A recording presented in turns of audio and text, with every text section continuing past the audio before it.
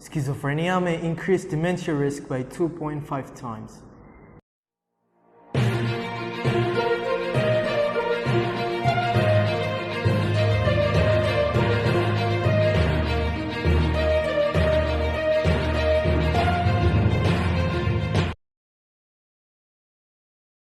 Hello everyone, I'm Hasan Shodiq and this is Sun News at 9, bringing you the latest news across the world. The new systematic review and meta-analysis published in Psychological Medicine found that psychotic disorders may have a stronger link with dementia than any other mental health disorders like depression or anxiety. Senior author Dr. Jean Stafford, MRC Unit for Lifelong Health and Aging at UCL, said that they found that having a diagnosis of a psychotic disorder is linked to a much more higher risk of developing dementia later in life. Their findings add to evidence that protecting people's mental health throughout life could help to prevent dementia. The study is the first high-quality systematic review looking at a range of psychotic disorders and their association with dementia risk. Schizophrenia and any other related psychotic disorders are severe illnesses that involve symptoms such as hallucinations and delusions and social withdrawal.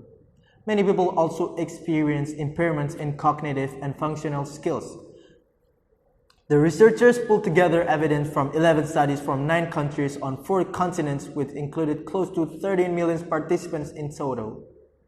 They found that across multiple different psychotic disorders and regardless of the age at which someone first developed their mental illness, there was a higher risk of dementia later in life. Some studies included people diagnosed with psychotic disorders while young adults with follow-up periods of multiple decades.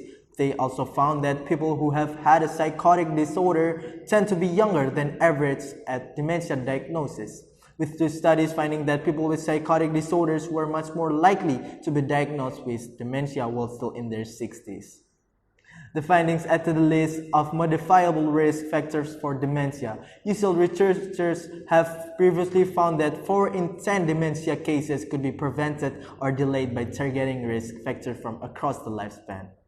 The current study joint senior author Dr. Vasiliki Argueta, UCL Psychiatry, previously found that PTSD increased the likelihood of dementia, and while depression and anxiety also increase the risk, these latest findings suggest that psychotic disorders have the strongest association with dementia risk.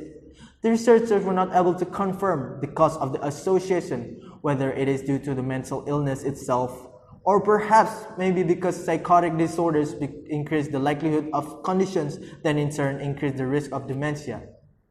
Some of the association may be because psychotic symptoms could be early markers of dementia for some people. But the fact that some of the studies had very long follow-up periods and included people experiencing psychosis at such young ages suggests that this is not the only explanation. Dr. Argueta said that people with psychotic disorders are more likely to have other health conditions such as cardiovascular disease or obesity, which can increase the risk of dementia, while they are also more likely to have poor diet, smoke, or use drugs, which may harm their health in ways that could increase their likelihood of developing dementia. Lead author Sarah El-Miniawi, UCL Psychiatry, who completed the research as her MSc dissertation, said that cognitive impairment and hallucination can be symptoms of both dementia and psychotic disorders, so it is possible there could be a link between the 2 illnesses. This impairment could also limit people's cognitive reserve and increase their vulnerability to dementia symptoms. The researchers were not able to determine whether effective treatment for psychotic disorders could mitigate the dementia risk or whether psychotic medication could be a factor, as there was limited and conflicting evidence. Sarah El-Miniawi added that as people with psychotic disorders face a higher risk of numerous other health conditions, managing their overall physical and mental health is very important. And here they found that health professionals for working with them should be also watchful for any signs of cognitive decline. The researchers were supported by the NIHR University College London Hospital's Biomedical Research Center. Alright, that wraps up the news for today. You can check the replay on sun.news.com. I'm Hasan Shodiq and see you guys next time.